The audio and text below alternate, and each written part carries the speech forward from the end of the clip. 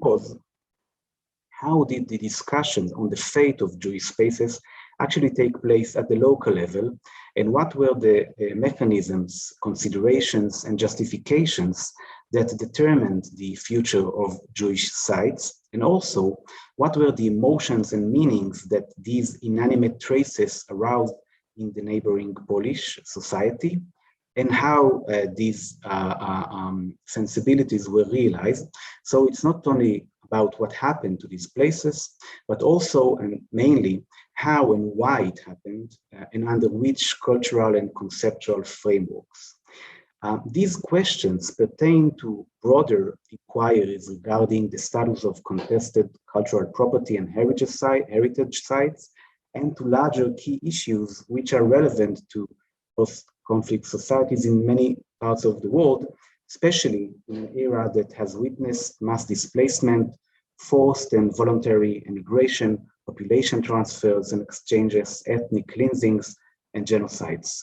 So this book is, in a way, a case study of how does a society perceive and live next to abandoned property, physical traces, and burial sites of absented, exiled minorities that had once shared the same landscape, and how does the memory and perception of a violent past is mediated through the presence of material reminders of that past.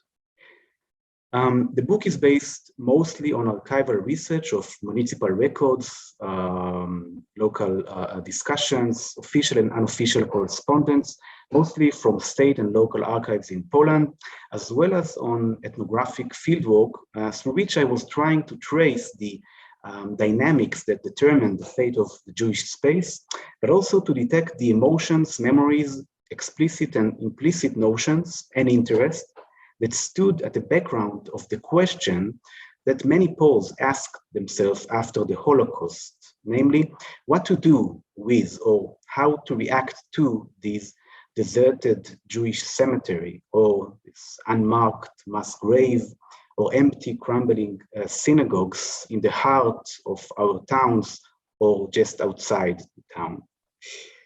And as the book shows, the answers to this question took on various shapes and forms throughout the communist era and beyond. They were suffused with conflicting ideas and attitudes that were expressed in different ways over the changing political circumstances, and were manifested amid a complex interplay between state authorities, municipal officials, and local population, as well as Jewish leaders at home and abroad. The discussions on the status and future of Jewish sites in post-war Poland, on the one hand, were held on the material, practical level, involving municipal and economic consideration and interest, but deciding on this matter was never a neutral undertaking due to the spatial charge of Jewish spaces and their unique status as metonymy for their original owners and for their deaths. Using, I would say, a fine brush to reveal the symbolic layer of the discussions and attitudes surrounding Jewish sites, this book is trying to show how the engagement of the Polish society with the material traces of their murdered neighbors pertain to rooted cultural patterns and beliefs that were complicated in light of the aftermath of the war, communist rule, and the extermination of the Jews. Jewish ritual sites were negotiated both as abandoned properties, but also, at least formally, as religious sites. They were seen as a foreign body and as an aesthetical hazard and urban problem, while at the same time, their presence was a concrete reminder of the absent Jews and of the unsettling circumstances of their disappearance, evoking a wide range of sensations and reactions such as contempt, fear, unease, embarrassment, reverence, and compassion. During the book, I show how this commingling of social functions, cultural meanings, and emotions acquired by the Jewish spaces have been variously expressed since the war and determined both their actual state and their symbolic status. And maybe I will just discuss two examples from the book that demonstrate, I would say, two aspects of a similar phenomenon. Now, one of the chapters deals with the question of ownership. And we see that right after the war, in the first post-war years, there is a collective attempt by local authorities to take over and to repurpose Jewish sites for various public needs. And while during these early years, there was some protection from the government, still the issue of ownership was supposed to be very clear. Jewish congregations in post-war Poland had no ownership right on communal Jewish property. This was made clear by law. However, what we see from all over Poland is a lot of doubts and misunderstandings, misinterpretations by local officials, especially in small towns, regarding this question: to whom does this site belong? For example, you can see the synagogue in Dąbrowa Tarnowska, which in 1947, by a decision of the local court, was giving back to the local Jewish community as opposed to the law which disinherited the Jewish communities.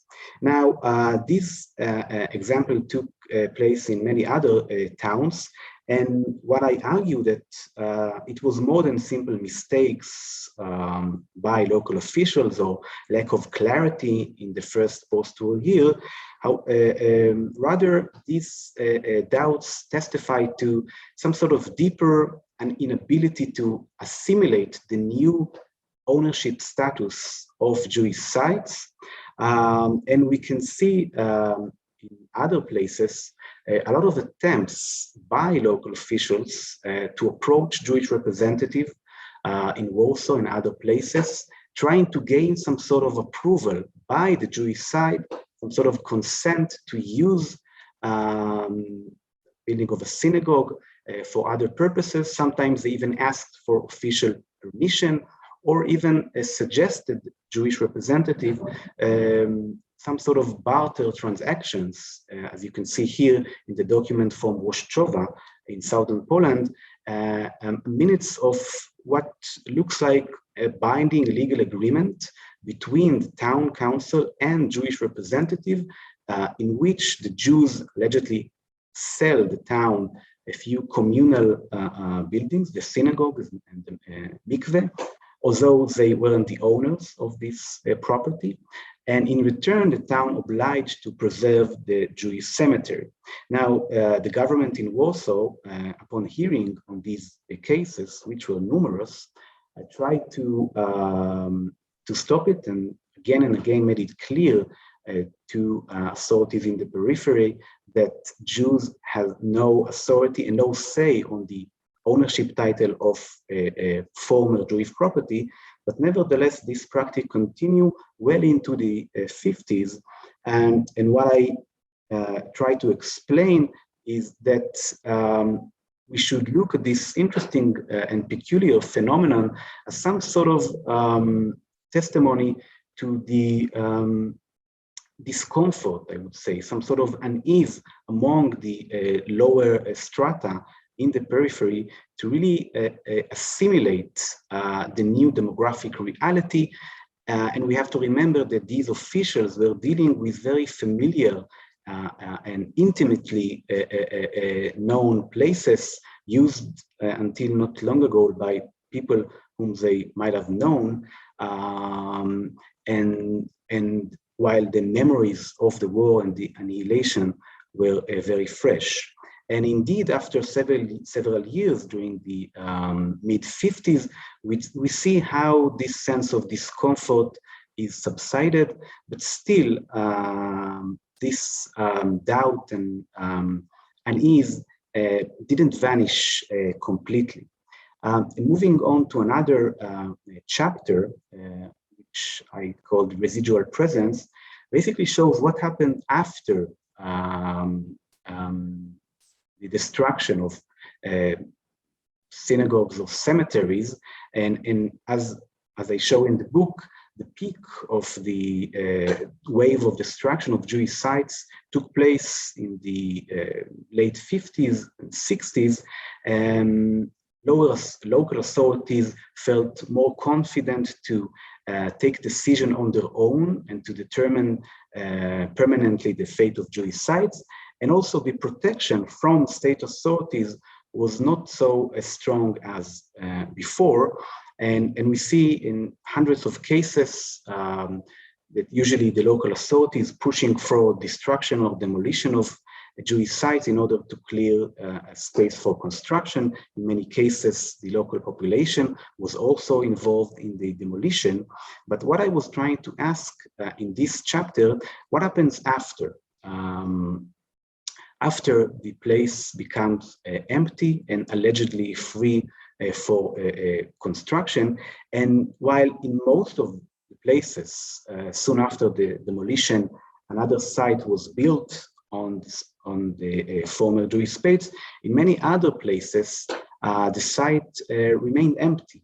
And it begs the question, why? How come nothing was built there? And you can see, for example, the ruins of the great synagogue in Krinky, which was destroyed by the local authority in the early 70s, but nothing was ever built there.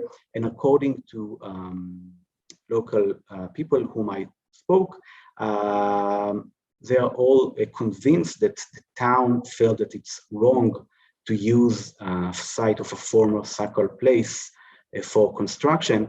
And I make the discussion using anthropological theories into what are the meanings of such a practice. In other cases, these kinds of certain reservations and I would say remorse in places that something was built on a Jewish site led to the development of local stories about punishments for due to the use of Jewish sites. So the development of local ghost stories, which are connected to the secularized place.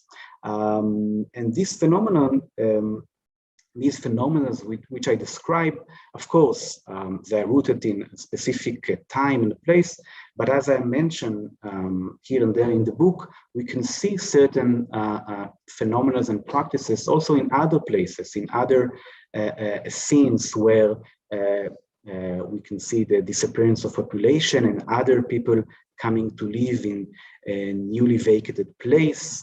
I mentioned the example of Northern Cyprus in the book, but we can think of many other places that also we can trace this, I would say, almost universal dynamics of what happens after the destruction of a sacral place. So I can go on talking a lot about this book. Maybe I would just add, the book ends with an epilogue. Going into the period after the fall of communism and in recent decades, showing how the interaction of the Polish society with Jewish sites in the new political and cultural settings takes on new formats and new shapes, but nevertheless the basic ambivalence underpinning the charged perception of Jewish sites remained very strong and maybe even receive new tensions, which of course is taking place on the backgrounds of polarized discussion among the Polish society about the meaning of history, the history of the Holocaust, social issues such as abortions, gay rights, the judiciary system and the media. And what's happening now in Poland, with the wave of refugees entering the country, this is very interesting. I realized that in many of the towns that I examined, they became now havens for refugees.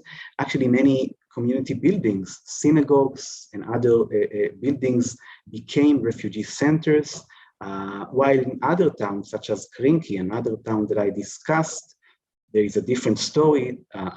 This town is close to the border with Belarus, and as you probably heard, over there are different refugees, and the entire town has become some sort of closed military space as the refugees cannot enter the country. So the issue of Jewish spaces, and more generally how Polish society is dealing with Jewish history and Jewish memory, in many ways, I think, plays a part on the background of what we see today as the Polish society is dealing with other questions of minorities and otherness, evoking very different political and historical legacies. But I think it would be interesting to see how this current experience, this radical experience with the aftermath of war and with questions of minorities will play a role or reflect upon the larger dealing of Polish society with Jewish memory and with Jewish history. And I think I will finish here at this point.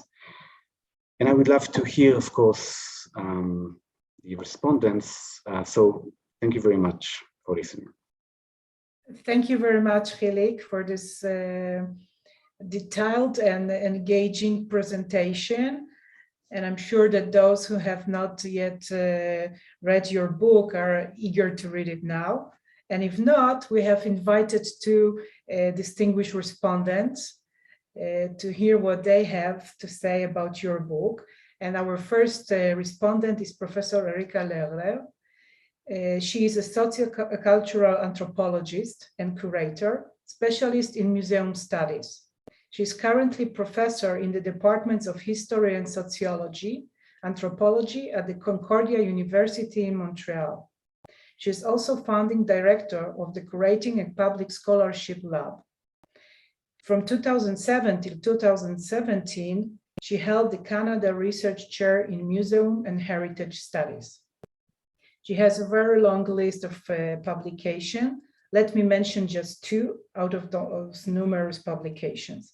Arts of Witness or Upward Objects, Vernacular Art as a Source Base for Bystander Holocaust Memory in Poland, written with Roma Sendika, and Jewish Space in Contemporary Poland, an edited volume with Michael Meng that examines the issue of nostalgia, space, and pluralism in post-communist Poland. Erika, thank you for agreeing to give your response, and please, the screen is yours. Thank you so much. Can you hear me? Yes, okay, great. So I'm incredibly pleased and honored to be able to have been invited to speak here today. And it's really great to see so many old friends on the screen, as well as colleagues, of course. Though, as Yechiel mentioned, it's also distressing to discuss instances of historical violence and destruction of both humans and heritage at this very moment. That violence is once again being perpetrated on Poland's doorstep. Walter Benjamin's description of the angel of history comes to mind as if we're being blown always further away from paradise by the ongoing catastrophe that we call progress. But turning to the topic at hand, it's also a thrilling moment as I had the incredible pleasure of seeing Yechiel's work emerge and evolve since we crossed paths in that very Krakowian way a decade ago, where international Jews were already thick on the ground on quest to Poland to make sense of our severed heritage. Many of these quests, my own included, passed through Jewish cemeteries, often in sweaty camaraderie with young Poles as we joined their inspiring attempts at re-inheriting these spaces through the brute work of hacking away at decades of neglect. Yechiel's book, among its many other gifts, gives a much needed backstory to what Jews like myself experienced in the early 1990s of rediscovery of Poland's Jewish sites, which it appears have been perennially rediscovered since the early post-war period by locals and returning Jews alike. I could, and perhaps I should, spend my entire time today marveling at the immense accomplishment of Yechiel's copious and unique archival research, his sensitive analysis of shifting aesthetics, policies, and discourses, and not least his book's descriptive power and elegance. And I should mention that I even learned a few new English words like desuetude while reading it. So kol hakavod Yechiel for a brilliant and captivating text. Since I'm not an historian, but rather, as mentioned, a cultural anthropologist and a curator, I will leave it to Dariusz Stola, perhaps, to address Yechielik's undoubted contribution to our understanding of the communist regime's responsiveness to its citizens, the center-periphery dynamics at play, and the wide variety of moral, material, and practical motivations that catalyzed engagements with Poland's Jewish sites during the years of the Polish People's Republic. But beyond the important contribution of Yechielik's work to the telling of post-war Polish Jewish history, it also raises profound philosophical questions about the status of material traces of traumatic histories. I thus see Yechielik's book as a kind of fellow traveler with recent work by a new cadre of young Polish scholars, many of whom he cites, who work at the intersection of what is variously termed environmental humanities, forensics, post-humanism, and new materialism. Their approaches challenge the idea of the material world as inert, and they treat objects instead as forceful actors, possessing considerable political, social, and mnemonic agency.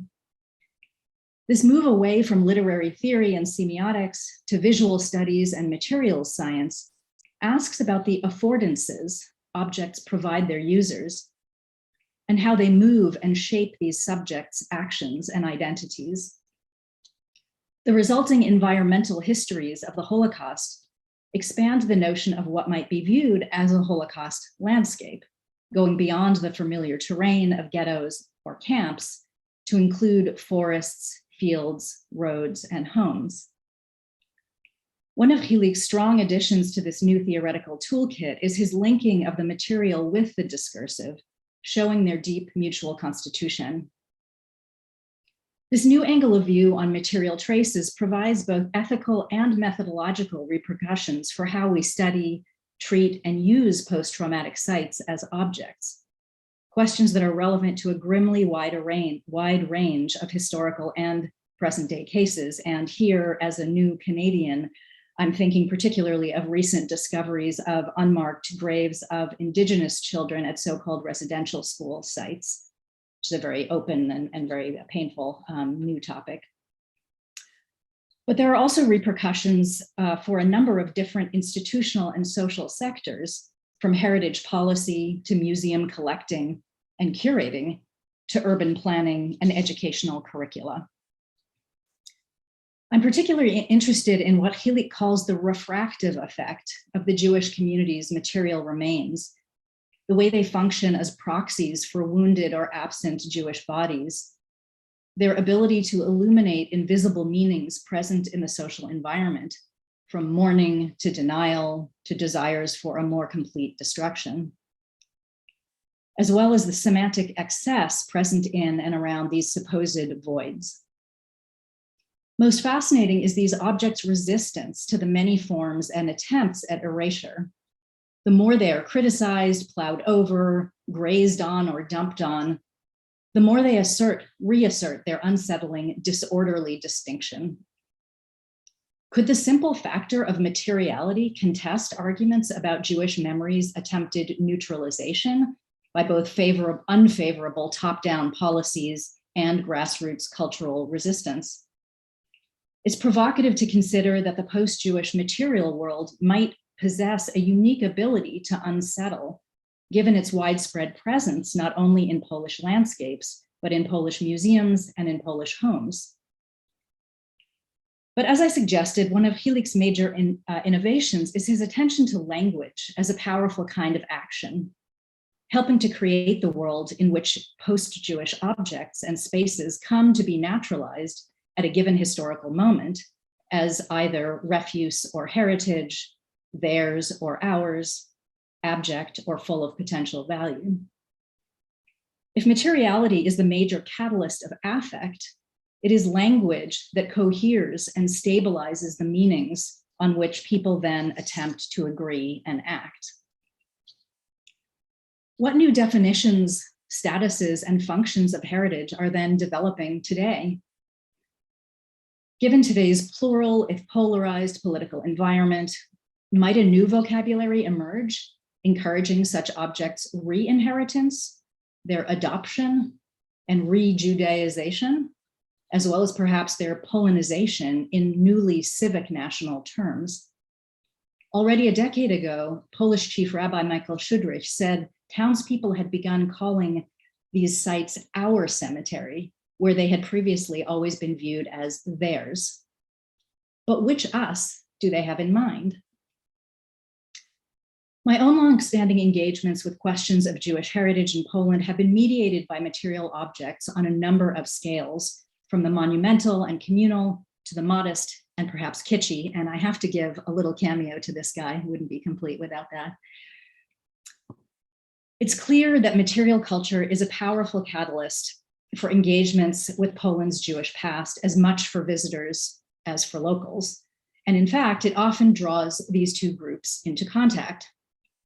It's this intersection between the power of awkward objects to silently affect and the need for language to make meaning explicit and stable that animates my work both as a curator and a student of museums. I'd like then to do a bit of a leap in my last few reflections to ask about the possible, a domain to which I'm always irrepressibly drawn. How might the shifting, expanding domain of heritage curating frame Poland's post-Jewish objects and sites, especially those that seem to resist existing narrative frameworks and so demand the invention of new vocabularies? The seemingly unresolvable question of whose heritage these fragments are is where I think their potential lies. Creative approaches, some pioneered by Polish artists and activists, may help leverage the affective power of material remains to unearth hidden histories, and perhaps even rework the borders of Polish national identity by invoking new communities of caretaking. As condensation points for traumatic memory, these sites and objects are powerful platforms for drawing attention to a range of stories. They can testify to rich pre-war histories and the horror of murder and expropriation, a sort of knowledge made through death and loss that scholar-curator Dan Hicks calls necrographies, but also to post-war economies, ethical decision-making, anxieties, memories, identities, and intergroup interactions. These objects' immensely complex histories implicate Christian and Jewish Poles in a kind of unchosen community. And here I borrow Michael Rothberg's notion of implicated subjects, which he uses to describe the relationships that we have to historical events in which we have no direct part as victims nor perpetrators, yet from which we contribute to, inhabit, inherit, or benefit from. But as I have written elsewhere, we would do well to extend this idea of implication to the realm of objects, specifically to what is viewed as material culture and its status as someone's heritage. Overwhelmingly focused on chosen relationships, heritage discourse globally has failed to account for the many ways that people are inscribed into relationships with the detritus of history in ways that are burdensome, yet for which we must nonetheless take responsibility and embrace as part of our own inheritance. Further, such an implicated approach to heritage requires us to understand how our own relationships with objects and sites relate to those of others who are differently situated, differently implicated. In this way, heritage might be a powerful starting point for new understandings of kinship, suggesting shared obligations and identities. Such processes are playing out today in relation to colonial era museum collections in ways that highlight the tragic circumstances by which so-called source communities were separated from their material culture. It is increasingly clear that material culture accessioned to museums in more or less violent and unjust ways can never be fully alienated from its prior owners. It always remains potently affective for its descendants. The question has become whether museums prefer to be leaders in becoming sites of conscience and repair, revealing histories present in and around these objects and sharing this knowledge with the public, or rather always waiting reactively and anxiously for the next controversy to arise. There are new calls for new so-called relational ethics that go beyond property restitution, which, as Yechiel illustrated in the Polish case, is complex or unlikely. These new ethics ask, and for example, a recent statement by European ethnographic museum directors put it this way, which forms of relations of sharing heritage are necessary, possible, and desired? How can cooperation, dialogue, and negotiation processes be shaped into which knowledge of all participants can be obtained and used? Which new knowledge can thereby evolve? While restitution remains a crucial process of social justice, it is increasingly recognized that in many cases, the histories of heritage objects after they were separated from their original owners and present-day relational entanglements and the present-day relational entanglements and shared interests present both opportunities and obligations to develop long-term engagements that involve not only the past, but also the present and the future. And I'll leave it there. Thank you. Thank you so much. Thank you very much, Erika, for this very detailed response to Yechielik's book. I really liked that you add a new perspective to our reading of this book, especially from the angle of linking the material with discursive and translating it into inter-communal relations. And also the aspect of sharing heritage is very interesting. And I'm sure that Yechielik has a lot to say about it, but he will have to wait because we have another distinguished guest who agreed to give his response, Professor Dariusz Stola, who is a historian and professor at the Institute for Political Studies, Polish Academy of Science. In 2014 till 2019, he was the director of the Polin Museum of the History of Polish Jews. He has authored and co-edited many important books and published more than 100 scholarly articles on the political and social history of Poland in the 20th century, the Holocaust, international migrations, and the communist regime. Let me mention only a few. Kampania antysyjonistyczna w Polsce 1967-68. My favorite, Scholars and Coming to Terms with the Holocaust in Poland, just published in 2022. And Jewish Immigration from Communist Poland, The Decline of Polish Jewry in the Aftermath of the Holocaust. Please, Dariusz, the screen is yours. Thank you very much. And again, I'm also happy to see so many familiar faces here. It's really nice that thanks to COVID, we can gather electronically, see each other in these difficult times. Let me start with a small note on what kind of uses of adversity we can make with the war in Ukraine. The horrible scene that we can watch every day is that the systematic abuse of the past by a government, systematic distortion of the past by a government, is an early warning system. And we have a special role as historians to point out, what Mr. Putin did, because he started his perverse lectures in history long time ago, and we somehow didn't appreciate it sufficiently. And we can also look at other governments that engage in systematic distortion of the past or of selected pasts, because it's always selective. So let me now come back to the book. And I must say that I began reading the book with limited expectations, thinking, okay, we have Michael's Mann book on the topic, we have a very recent book on the cemeteries in Poland. Actually, I see both authors here in the public. We have the volume edited by Erika and Michael a few years ago. So I was maybe not skeptical. Somehow I was interested what he can find in this story, what is new. And I realized that you can find really a lot, changing perspective and approaching this history from kind of bottom up, as a bottom up story. This is a micro history. I mean, this is asking big questions in small places, sometimes very small places. Krynki is very small. And this is exactly the case. It's really thoughtful. I like it very much. And various reasons I like it, is that the materiality of the original topic, the materiality of these relics of the Atlantis, this comparison to the lost continent comes in a book. And I will tell you, I used it myself in the past.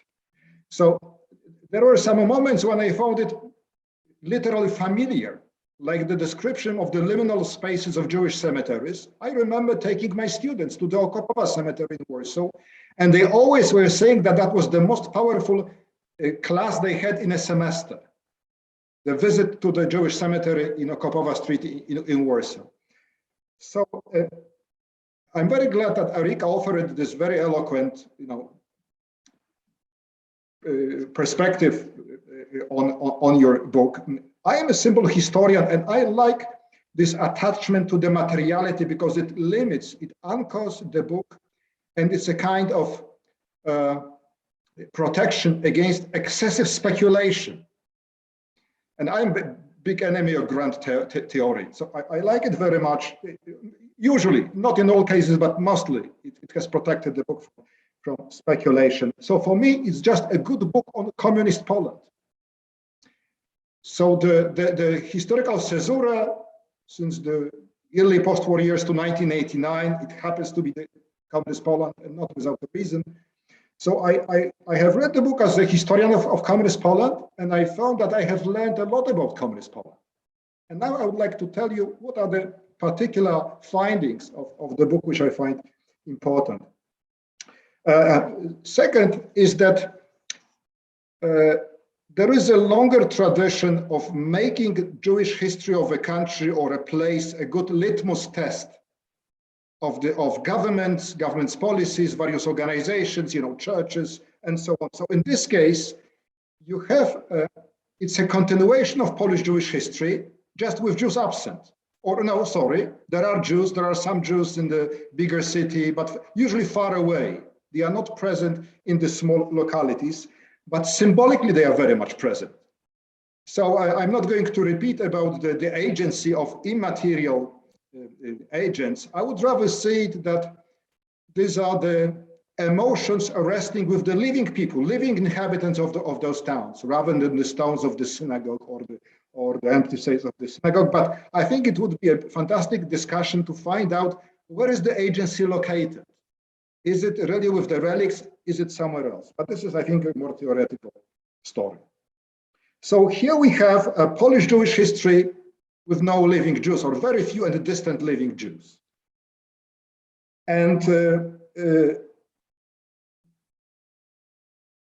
first, we see basically that the history of communist Poland is the history of three most powerful factors. One is this is a history happening in the shadow of the great catastrophe. It was the great catastrophe, of course, for Polish Jewry, but it was a great catastrophe in general, and it was located. It had a place, this catastrophe. And I suppose that everything that happens in the 40s and 50s up to the mid-60s, it's still in this shadow. And this book shows it very well. Second, that there was a revolution.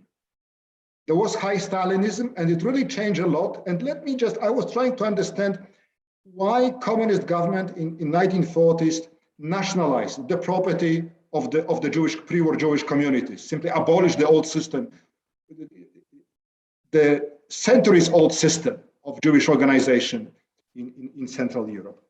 And I think we can better understand it when we look at what was simultaneous. And simultaneous and very similar was the big agrarian reform, taking the land from the landlords and from the Germans who escaped or were to be deported. And again, with a very systematic effort against consolidation of large land in one hand. And this is the major argument, sometimes explicit, usually implicit, in this very brutal intervention, the abolishment of the Jewish community, which was probably the most consequential decision for the story and the synagogues and the cemeteries. I cannot find a decision more consequential than this one, because it conditioned all other decisions that were made later by local politicians, administrators, and so on. And that was a part of the revolution. It was a revolutionary decision. I suppose any government of Poland, if we didn't have a communist government, any government of Poland would have had really radical social reforms. But of course, communists had the most radical social reforms.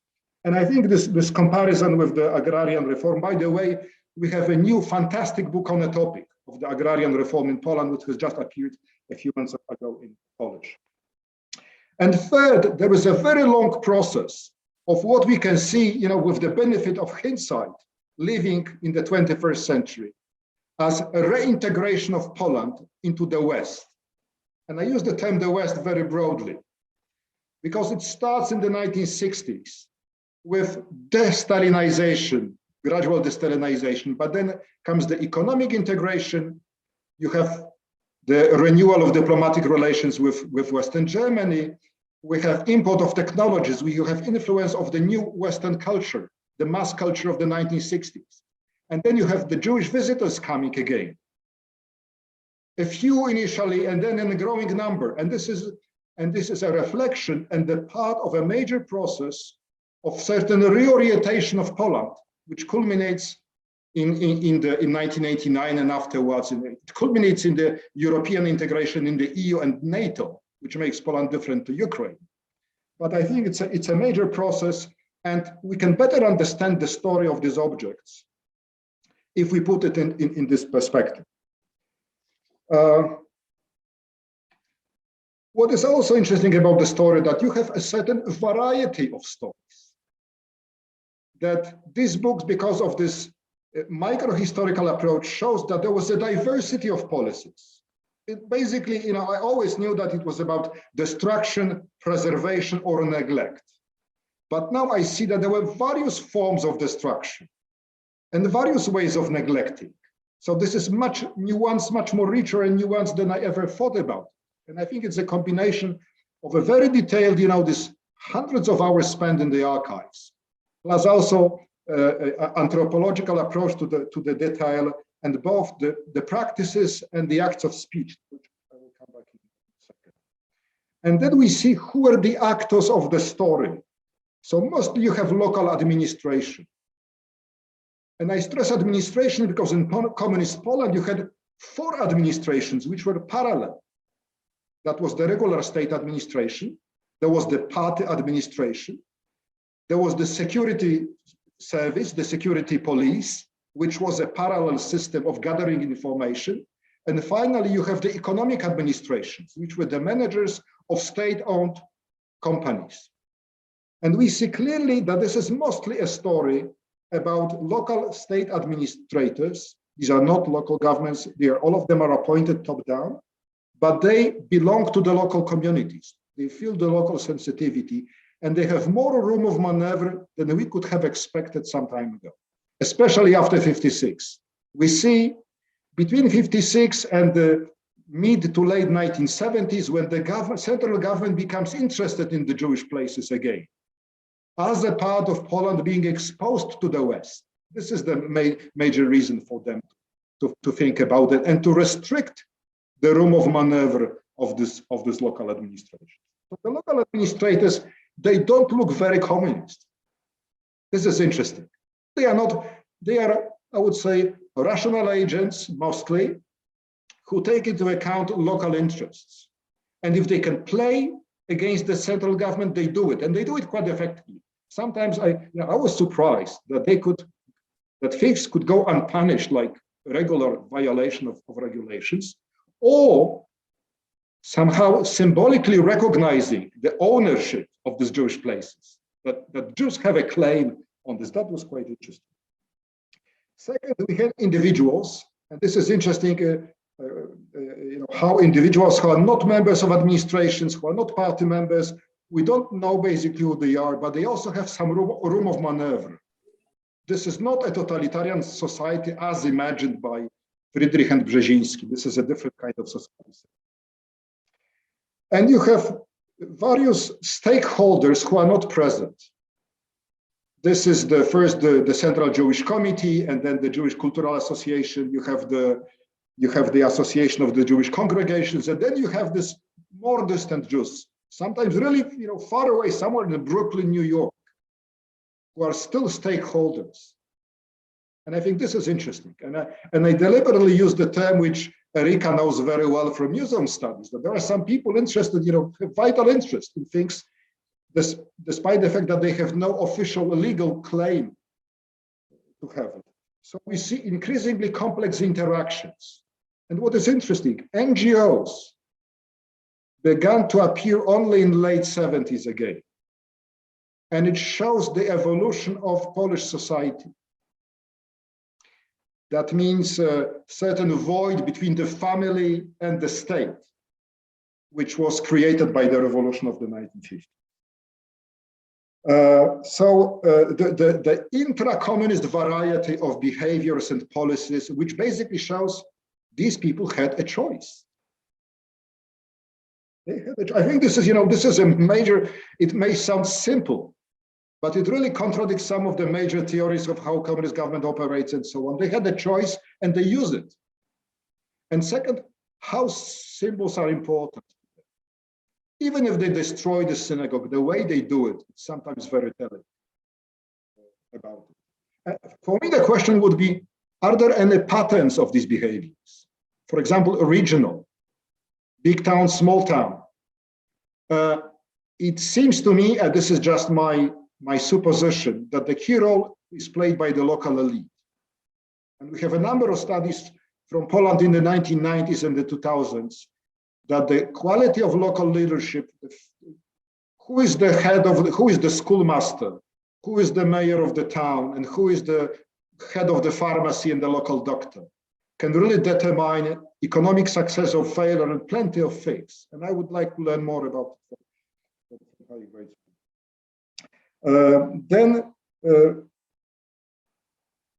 There are certain coincidences. The fact that the exposure of Poland to the West, which happens mostly in the 1970s, you have import of technologies and cultural products, and Poles start to travel quite massively to the West, which is the topic of my research. It coincides with the growing role of the Holocaust among the Jews in the West. And history is coincidental. No one has planned it, it just happened.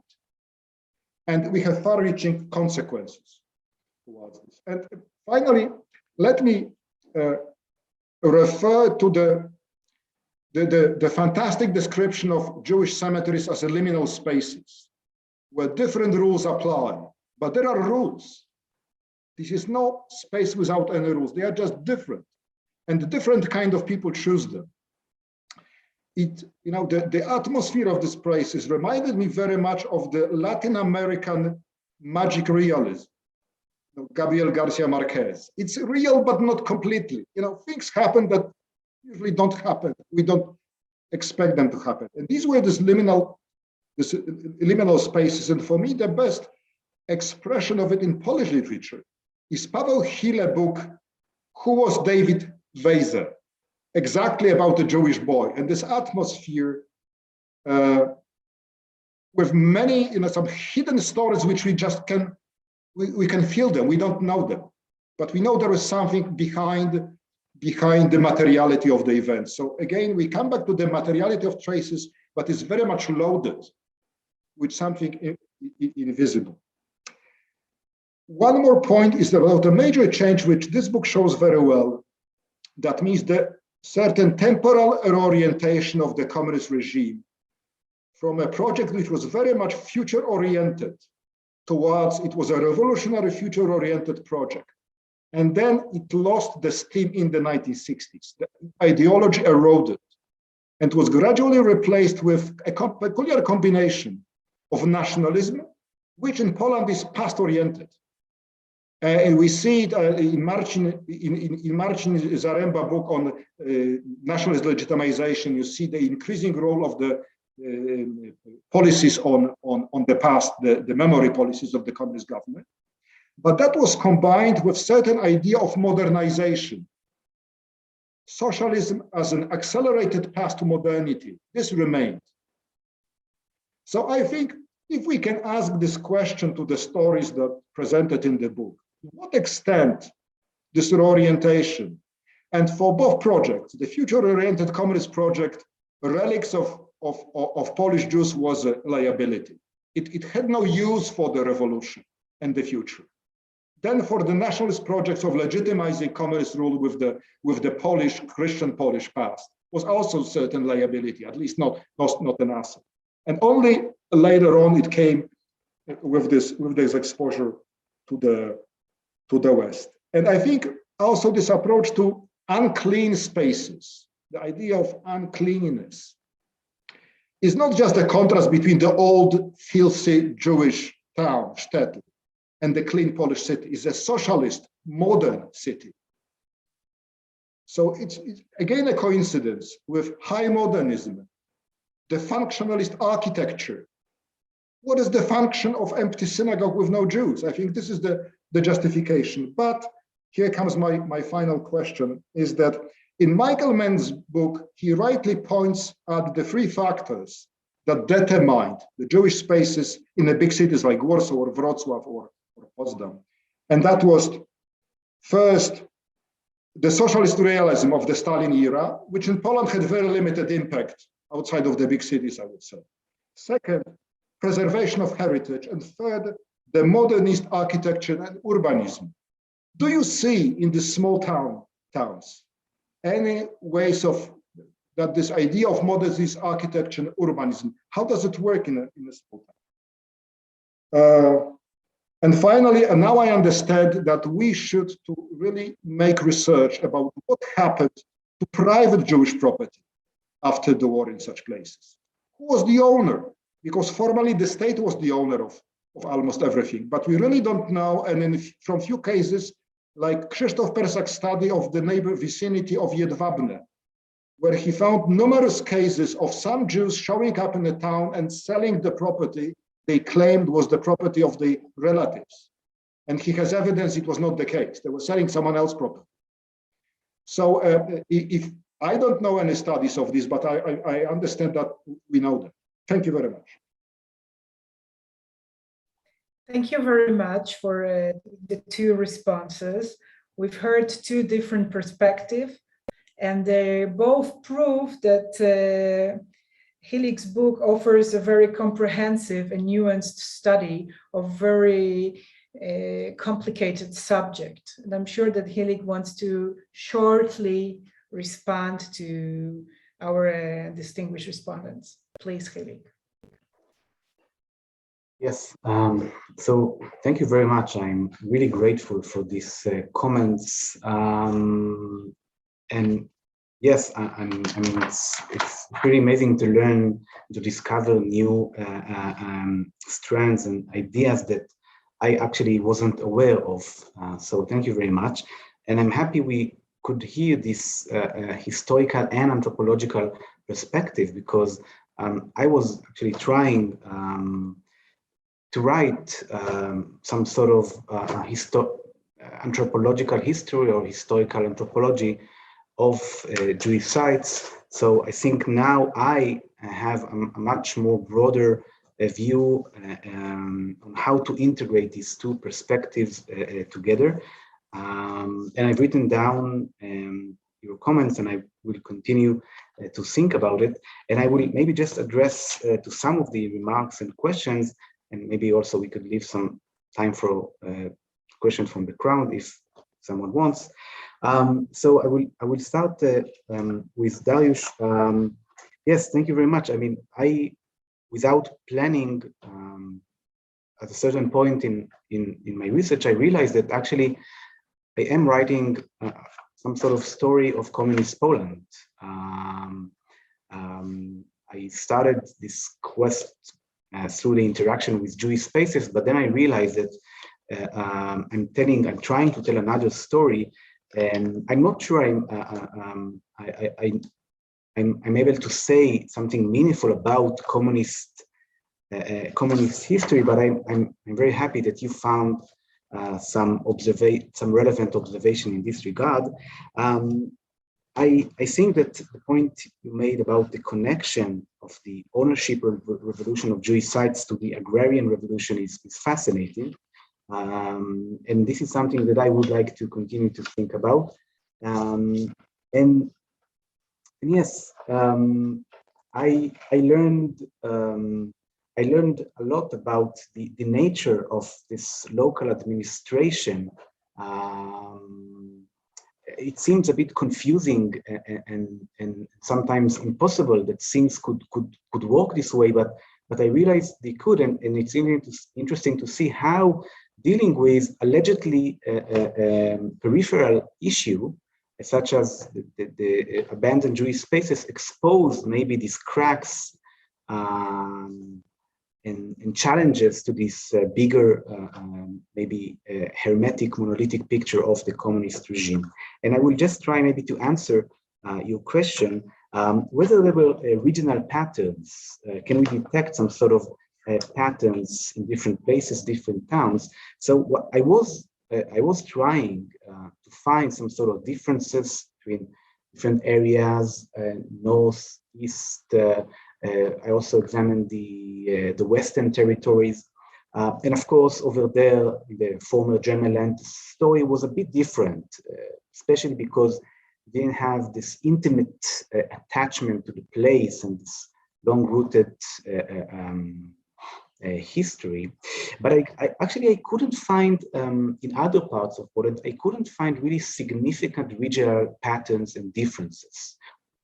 What I did find was a very clear difference in approaches and attitudes between the big cities and the small towns. This was very obvious, both in terms of the bureaucratic language and attitudes, which in the big city was much more professional and I would say detached, while in the smaller towns, the discussion was very loaded, very charged, much less professional, and I think it dictated a certain kind of policy, and also in terms of the attitudes of the local population, of ordinary people.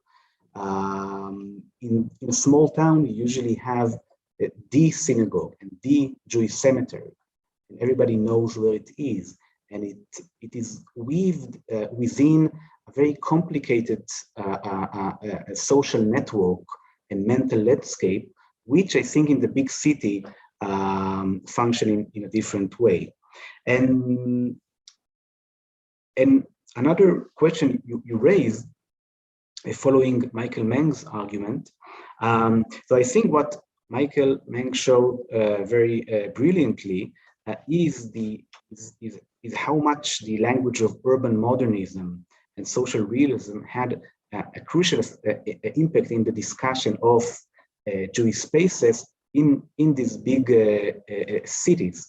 While in the smaller towns, you did have a certain attempt to speak the language of urban modernism, but it was obvious that in a way, the way I see it, this language camouflaged or hid some more deeper attempt to make sense or to reshape the local space.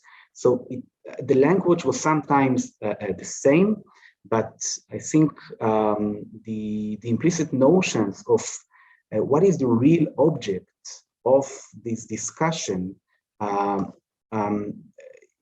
was located in another level.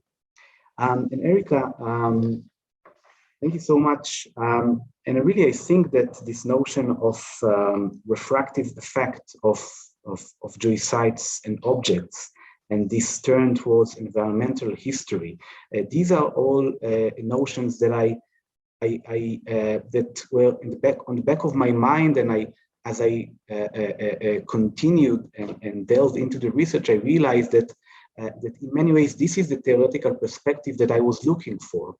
That in a way, I think this is what motivated me, or what led me to embark on this research. This feeling that there's something here. There's something here that begs to tell its story. And Dariusz mentioned the notion of agency. So yes, there's interesting discussion in anthropological fields about the agency of objects and the agency of absence. I guess we don't have the time to go into it, but this is super fascinating because this is not some sort of coming back to, yes, some sort of anti-humanist movement. No, it is deeply connected. This effect of space is deeply connected with, as you mentioned, Erika, language and emotions and local identities. And yes, when you spoke, I thought about I thought about my own experience, or my own, I would say, sensibilities that were, I think, sharpened while working on this research to my own local landscape and to the power of objects.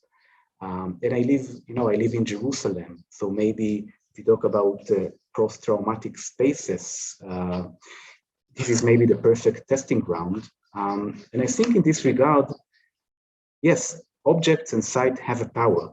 And I think that the worst fate for a site, for a historical heritage site, is to be forgotten.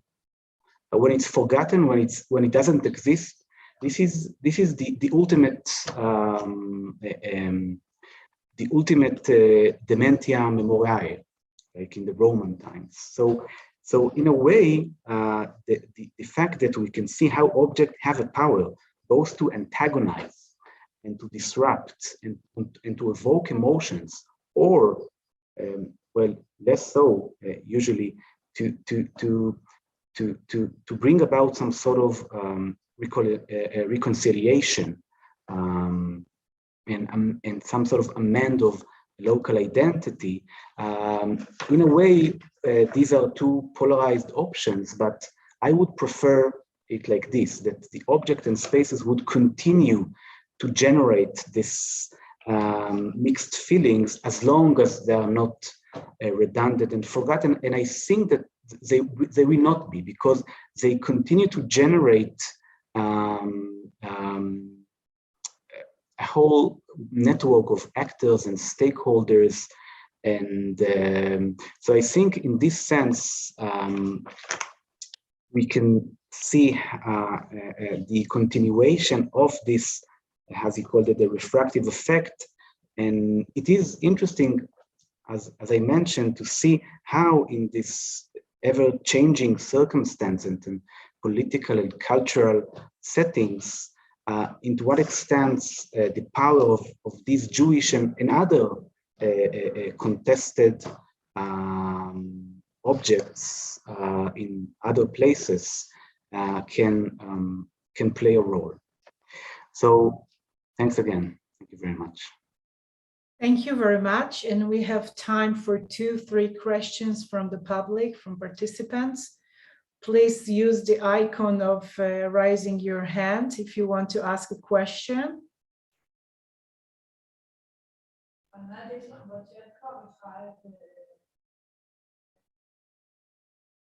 Laura. No, I'm on mute. Mm-hmm.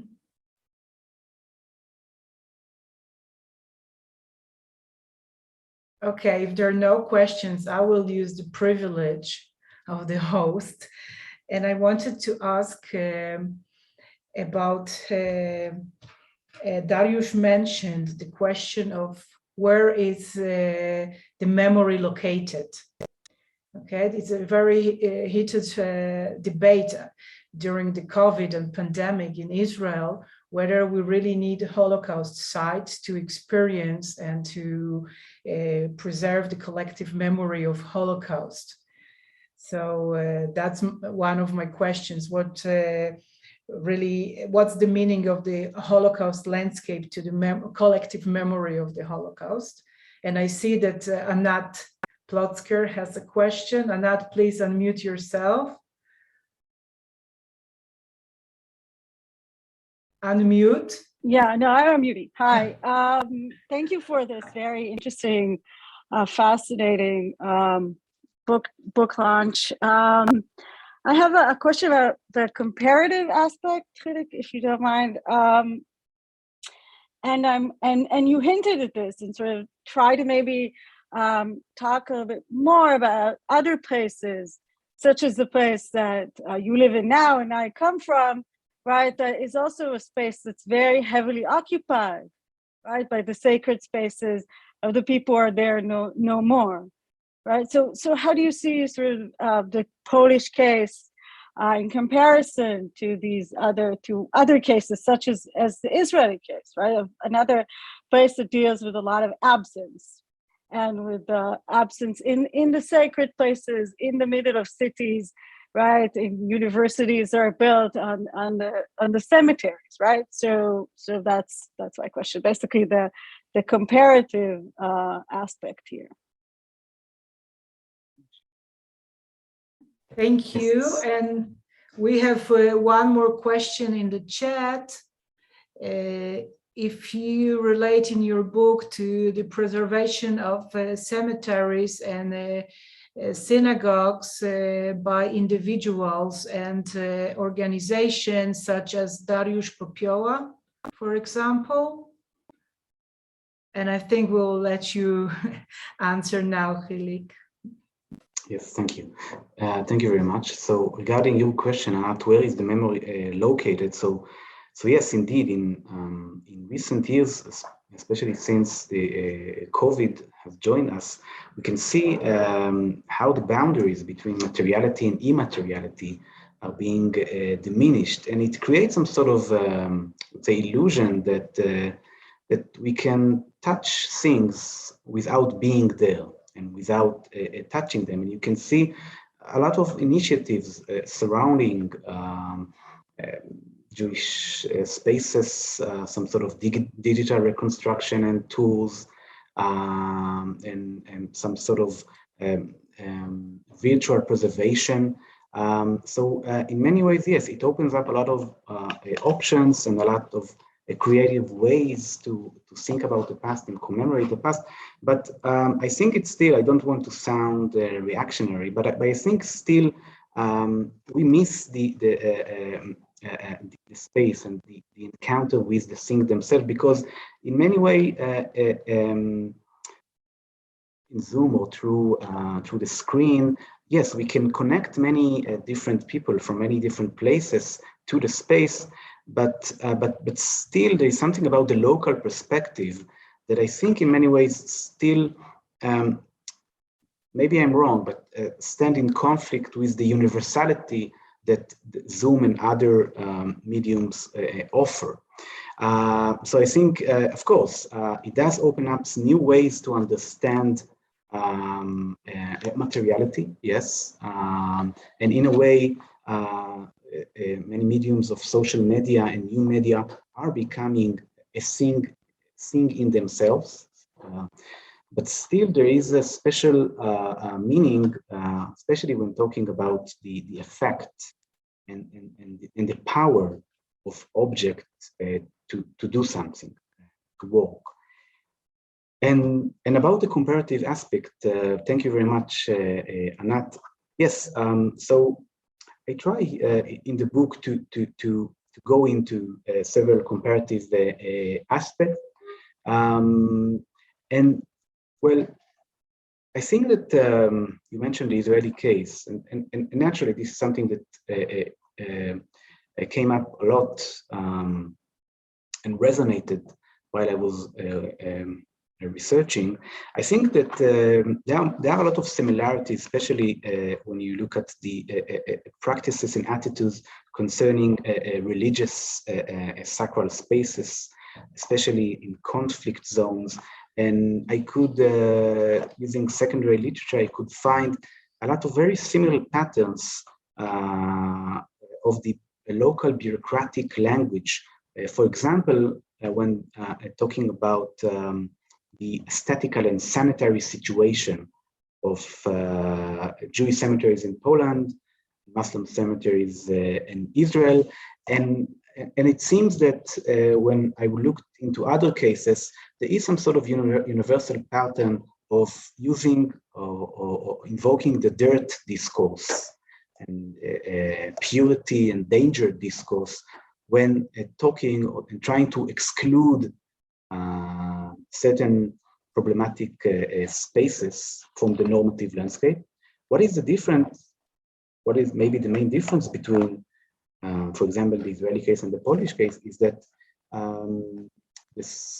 the afterlife of Jewish spaces in post-war Poland plays out in many ways in a post-conflict setting. I mean, in this case, in Israel, I wish we would be after the conflict, in a post-conflict situation, but during the conflict, it is very hard